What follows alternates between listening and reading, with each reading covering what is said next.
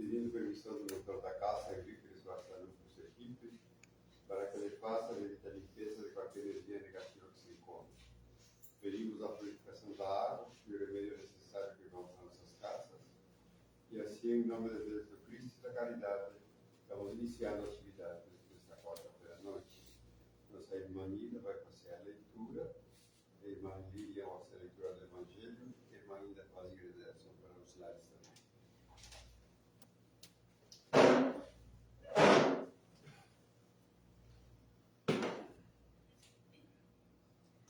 Evangelho segundo o Espiritismo, capítulo 15.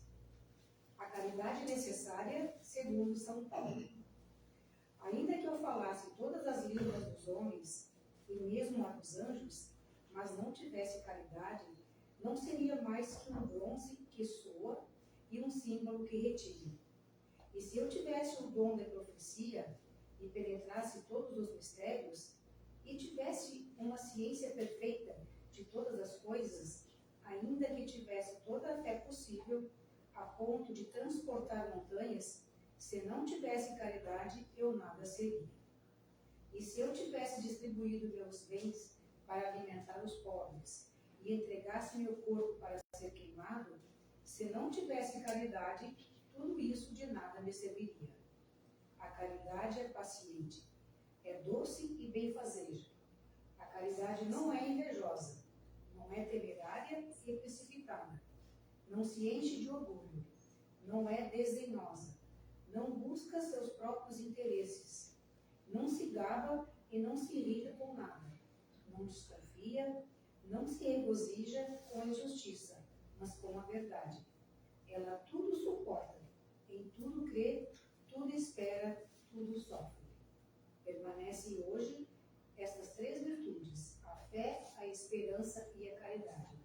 Mas a maior delas é a caridade. São Paulo, Epístola dos Coríntios, capítulo 13, versículo 1 a 7 e 13.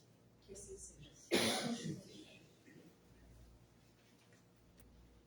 Boa noite, irmãs, irmãos, que o nosso Mestre Jesus nos ampare sempre. Bem, como a gente viu ali da introdução do Evangelho, não é? Nós vamos tentar dar uma conversada sobre a caridade, né? Sobre qual é o nosso papel aqui diante da vida. A caridade é o requinte da fé, assim como o amor é o requinte do sentimento. E o amor de Deus para conosco é tão imenso, tão requintado, especial mesmo, que nos deu um dom único e intransferível, o livre-arbítrio. Pena que ainda não sabemos avaliar o valor deste bem, que não temos ainda a capacidade de estendê-lo aos irmãos que estão na retaguarda. Em geral, com relação aos outros, aos erros dos outros, usamos um peso e uma medida. Para nós e para os nossos, misericórdia. Para os mais distantes, ferro e fogo. Isto, irmãos e irmãs, é falta de caridade. É falta gravíssima perante a lei, que um dia se cumprirá para nós também. Isso está no livro A Vida Escreve, a lição 21. É muito bacana esse livro, quem puder ler. Quando estivermos sem o véu da matéria,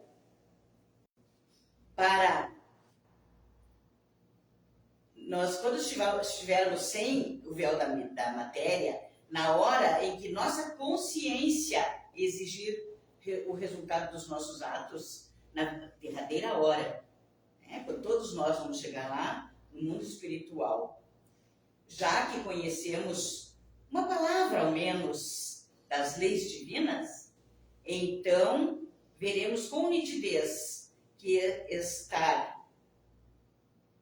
estas são para todos, que as leis divinas são para todos e que Deus não tem preferências.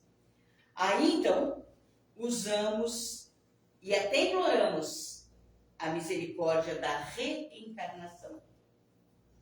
E renascemos cheios de boa vontade em cumprir a lei.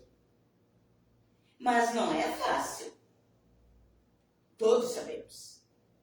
A arrogância, o egoísmo, o orgulho, a vaidade e também o medo, a culpa, esses sentimentos que nos tiram, né, do eixo, são barreiras muito grandes para que desejemos aos outros o que quereríamos para nós mesmos, que é o que diz o Evangelho, né? Que Jesus recomenda, não desejar aos outros o que nós não queremos para nós.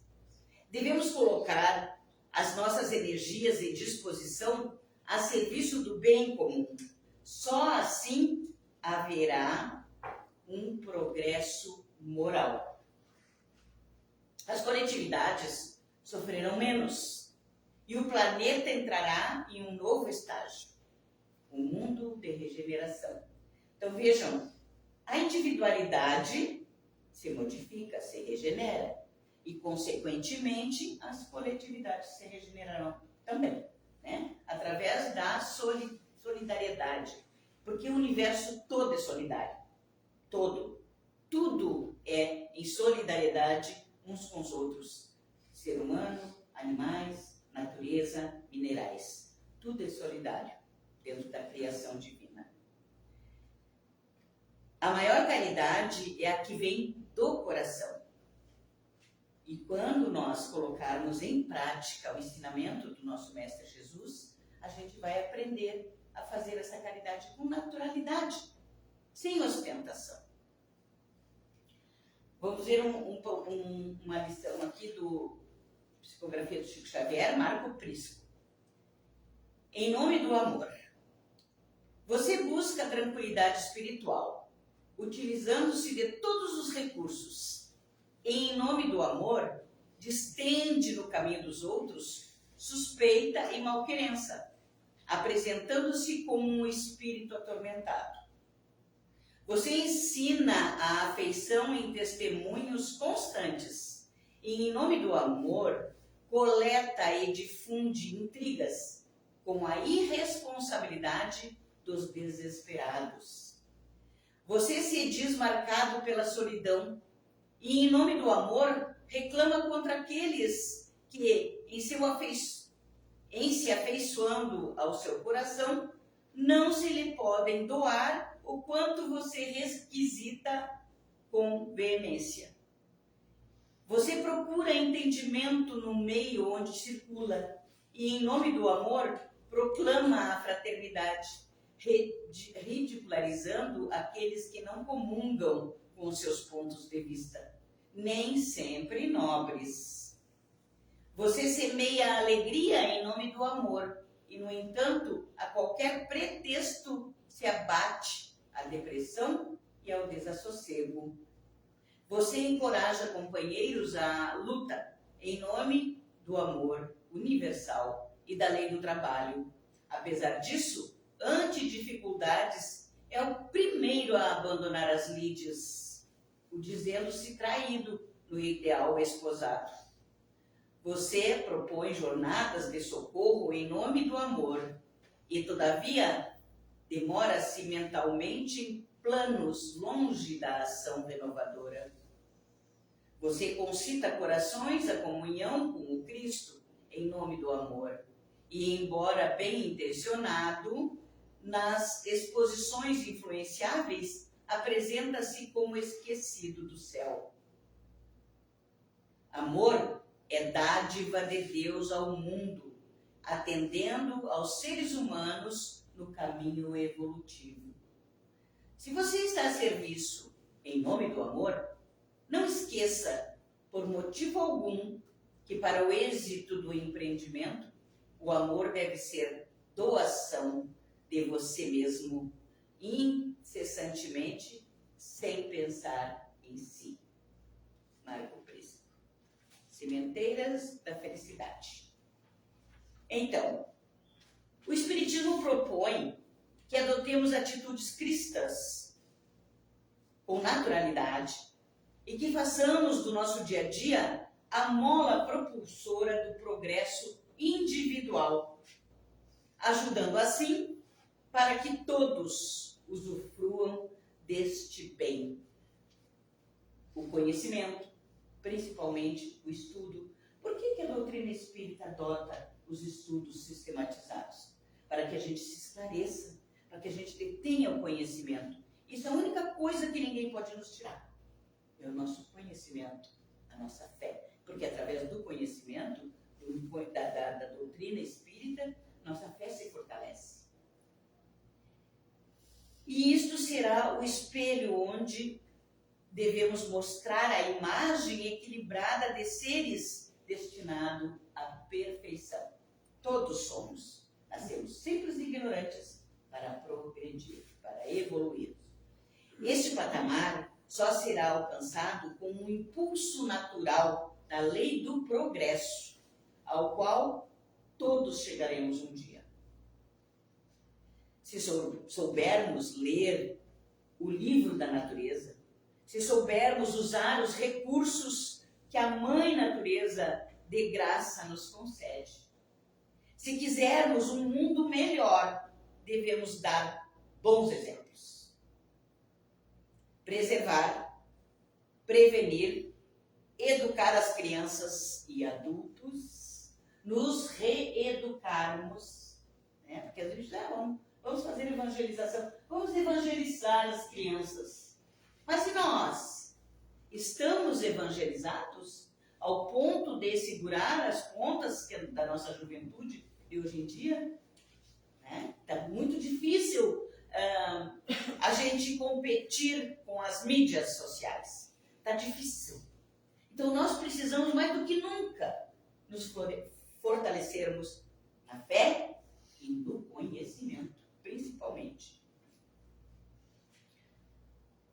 Se quisermos alcançar o progresso, devemos amar sem restrições a Deus, aos semelhantes, aos animais, à natureza e a nós mesmos. Né? Jesus já dizia, ama o teu próximo como a ti mesmo. Preservemos este planeta, para que no futuro, quando aqui voltarmos, encontremos um lugar propício para colocar em prática todo o aprendizado, todo o bem conquistado. Vejam, meus queridos, que agindo assim, não estaremos fazendo favor nenhum a ninguém que não seja nós mesmos. Porque daqui a pouco a gente está voltando, daqui a pouco a gente está desencarnando, daqui a pouco a gente está voltando. Então a gente está em estágios, né? Que a vida é uma só, com estágios, né? Pequenos estágios. A gente vai lá para o mundo espiritual, aprende mais um pouco, vem aqui para a Terra, aprende mais um pouco, coloca em prática, e assim a gente vai evoluindo. Então, nós estaremos fazendo favor a nós mesmos, se a gente preservar a natureza, as coisas que Deus coloca à nossa disposição.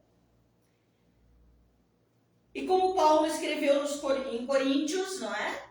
E vimos aqui no Evangelho segundo o Espiritismo, não adianta adquirirmos toda a ciência, nem todo o conhecimento do mundo, se não tivermos amor e caridade para com os nossos semelhantes e para com a criação divina. De nós entendermos que é um empréstimo, que a gente não pode usufruir de tudo da natureza, do que Deus nos concede, e vilipendiarmos tudo, depedrarmos tudo. Não podemos fazer isso, não é? Então nós temos que ter consciência da nossa responsabilidade. E sendo assim, nem perto chegaremos da tão sonhada plenitude se nós não tivermos o amor, né? Aqui se refere Paulo. Por isso Kardec codificou os ensinamentos dos espíritos superiores que, fora da caridade, não há salvação. Não essa caridade. É importante a beneficência, tá, gente? Não é que a gente não faça, né, apologia à beneficência. A beneficência é importante. O pão, o peixe, a simbologia de repartir o pão, repartir o peixe, é muito importante. Mas a caridade moral ainda é mais importante. A gente acolher as pessoas, como vai dizer aqui, ó. A caridade, esta filha do amor, todos nós podemos praticar. A exemplo do bom samaritano. Quem não conhece, né, a parábola do bom samaritano? Se não pudermos levar conosco o necessitado, nos responsabilizemos por ele. Ou encaminhemos para quem possa se responsabilizar por ele. Aqui fazer um parênteses, né? Pejorativamente falando, tá com pena, leva para ti. Pejorativamente as pessoas dizem isso, né? Não preciso levar para mim. Preciso ajudar. Ou achar quem possa ajudar. Né? Principalmente, socialmente falando, né? Se a gente vê um pedinte, um mendigo, um morador de rua, chame a assistência social, estes têm a obrigação de ajudá-lo. E nós estaremos fazendo a caridade porque estaremos encaminhando o necessitado para quem precisa. A caridade, esta filha do amor, todos nós podemos praticar, a exemplo do bom samaritano, não é? Como falei antes. E podemos, então, encaminhar essas pessoas que necessitam. Todos podemos fazer por alguém alguma coisa. Uma palavra amiga, numa hora de dor e desconsolo. Quantas pessoas chegam até nós cheias de problema, né? Achando que por que Deus está castigando, né? Ainda acreditando que é castigo divino. E nós sabemos, pelo estudo, pelo conhecimento, que são consequências. Mas é óbvio que a caridade não permite. Que diz, mas é consequência da tua atitude, meu irmão, para estar com essa dor. Não, né? Então a gente tem que dizer, minha irmã, pensa muito bem, quais são as atitudes que está tomando, vamos tentar mudar, aquela coisa, né? Então a gente tem que ter essa diplomacia, essa caridade, que a gente possa encaminhar e ajudar essa pessoa, dando o consolo que essa pessoa precisa.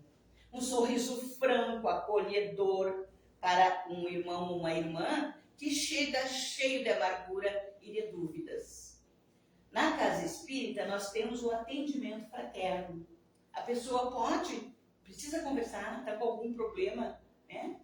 Chama alguém, nós trabalhadores, e a gente marca, né, para a pessoa vir antes dos trabalhos, a gente meia hora, 40 minutos, a gente conversa com essa pessoa.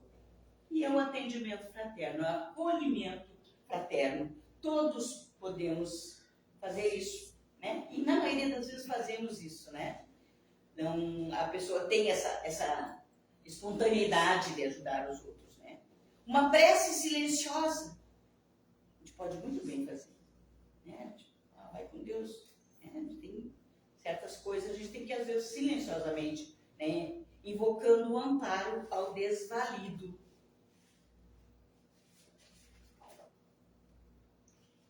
Podemos ter a certeza, essa oração, para esse desvalido, terá um valor inestimável para aquele que recebe e para quem doa. São fluidos de reconforto que fará ao descrente acreditar que Deus existe, que existe, como gostamos de dizer, uma luz no fundo do túnel. Né? A exemplo de Jesus, procuremos ser misericordiosos e condescendentes. E aqui eu abro um parênteses, condescendente não é ser conivente. Condescendente, reconhecer que aquela pessoa ainda não tem o conhecimento, por isso age de tal e qual maneira, mas não ser conivente, né? Que é uma outra coisa bem diferente. Então, sermos condescendentes para com os defeitos e erros alheios. E sempre que se for do nosso alcance, a gente acolher essa pessoa, mas também tentar reeducá-lo. Se nós não temos autoridade para isso, nem capacidade, encaminhamos para quem tenha. Sempre haverá quem possa ajudar. E Jesus dizia, aquele que estiver sem pecado, que atire a primeira pedra. Por isso devemos ter muito cuidado com os nossos julgamentos. Né? Quando os conceitos do Cristo ficarem gravados em nossos corações e dirigirem nossas atitudes, poderemos realmente sermos chamados cristãos. Então, sim, poderemos colocar a nossa oferenda aos pés do Senhor e dizer: eis aqui o teu servo, ou a tua serva, ao que ele responderá: muito bem, serva e servo bom e fiel. Então, isso está contido na parábola dos talentos, lá em Mateus, capítulo 25. E Jesus não se manifestará na nossa frente quando a gente colocar a nossa oferenda, né? Óbvio. Mas os acontecimentos dirão. Como é que é? Haverão sinais. Como dizem, né? Haverão sinais. E a gente saberá identificar. A fé nos leva a páramos que jamais chegaríamos sem crer em algo. E a caridade nos leva a um encontro tão sonhado com a harmonia universal.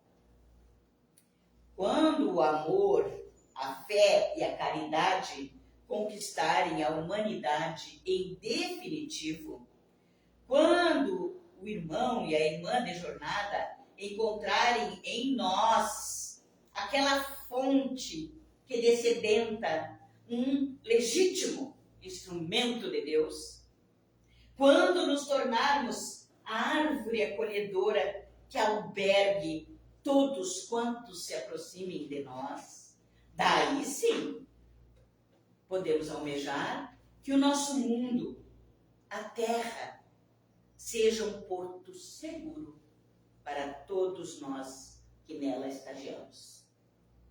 Alcançando assim há mundos superiores através do amor sublimado, aquele que nos torna criaturas à imagem e semelhança do Criador.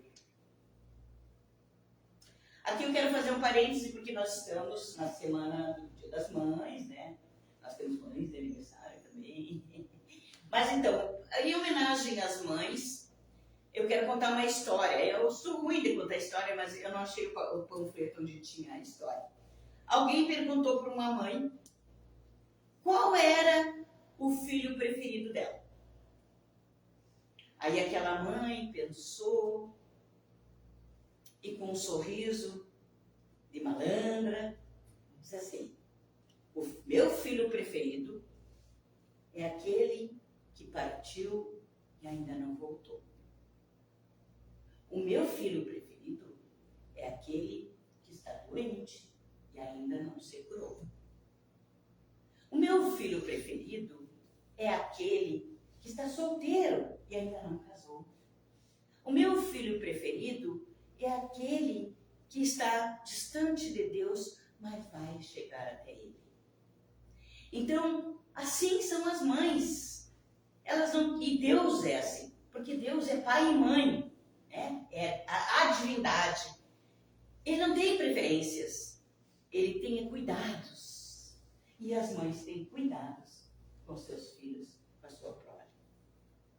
E para encerrarmos, um dizer de André Luiz: de lição em lição, aprenderemos o que é o amor.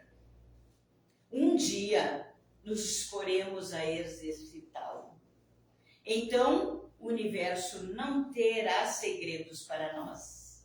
Seremos parte dele, integrados no infinito amor de Deus. Muito obrigada e que assim seja.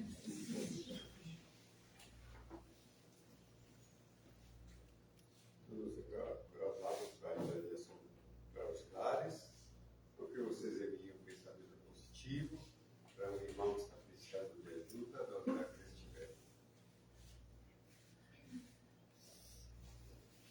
Amado Mestre, neste momento em que estamos com os corações elevados, ligados com a espiritualidade, queremos agradecer a oportunidade da reflexão, agradecer por essa doutrina bendita que nos esclarece e que nos consola. Muito obrigada, Senhor. Intercede junto a Deus por nós, para que possamos seguir em frente a nossa jornada aqui na Terra, que não é muito fácil. A cada momento acontecem os empecilhos, mas nós temos a nossa fé e não estamos sozinhos. Isso é uma certeza que a doutrina espírita nos traz. Estamos sempre amparados. Temos os nossos anjos da guarda, nossos mentores espirituais, que estão nos amparando sempre. Por isso, Senhor, muita gratidão. E com o coração cheio desta gratidão, vamos orar por aqueles que se encontram nas caixinhas, que a gente anotou os nomes, encarnados e desencarnados, que as nossas intenções cheguem até eles. Orar por aqueles que partiram para a espiritualidade sem o conhecimento do Teu Evangelho, Jesus. Que eles sejam encaminhados para locais de refazimento. Aqueles nossos entes queridos que partiram antes de nós, que eles recebam, Senhor, o nosso afeto, o nosso amor e a certeza de que um dia estaremos todos juntos, aqui na Terra ou aí no mundo espiritual, como for necessário ao nosso crescimento. Obrigada, Senhor. Jesus, queremos orar por aqueles que não Te conhecem, pelos nossos irmãos que estão nos hospitais, em um leito de dor, nos asilos, nos manicômios, nos orfanatos, nos presídios. Ampara, Jesus, aqueles que ali trabalham, que eles sejam instrumentos legítimos da Tua bondade e de todo o bem que Deus espera de nós. Agora vamos orar pela nossa casa, o nosso lar. Que cada aposento da nossa casa seja magnetizado por esses fluidos de harmonia, de equilíbrio, de saúde e paz. Que todos aqueles que convivem conosco sintam, Jesus, a Tua presença amiga. Queremos orar pelos animais, pelos nossos bichinhos de estimação e por nós mesmos. Que a gente tenha e mantenha a saúde mental dentro de todos os empecilhos que acontecem na nossa vida, de todas as dores da nossa alma. Que a gente possa, a cada dia, ser uma pessoa melhor, e que todos que se aproximem de nós, encarnados ou desencarnados, sintam a Tua presença, Jesus. Muito obrigada. E que assim seja.